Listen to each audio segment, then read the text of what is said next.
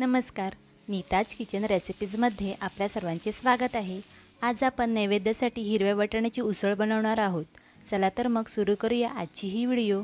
नैवेद्यासाठी हिरव्या वाटाण्याची उसळ बनवण्यासाठी आपल्याला लागणार आहे भिजून शिजवलेले हिरवे वाटाणे आणि बटाटे, 1 वाटी किसलेलं खोबरं, 1 बारीक चिरलेला टोमॅटो, 1 लहान चमचा मोहरी, 1 लहान चमचा जिरे, 1 वाटी बारीक चिरलेली कोथिंबीर, 1 चमचा मालवणी मसाला, 1 लहान चमचा हळद, चवीनुसार मीठ, 1 वाटी तेल, थोडा हिंग आणि कढीपत्ता।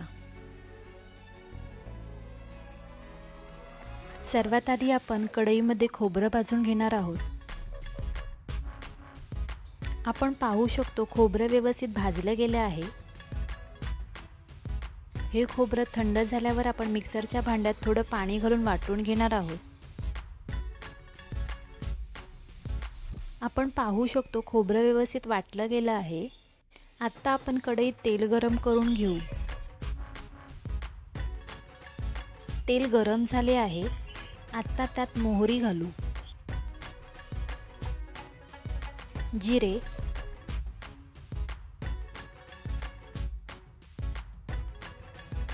मालवणी मसाला, बारीक चिरलेली कोथिंबीर, बारीक चिरलेला टोमॅटो, हळद।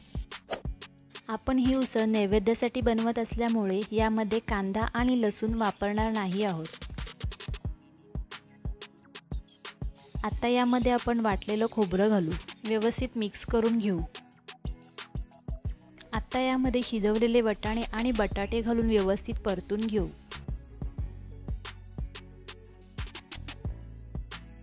हिंग, चवीनुसार मीठ। आपण यामध्ये मालवणी मसाला वापरत असल्यामुळे वेगळा गरम मसाला वापरायची गरज नाही।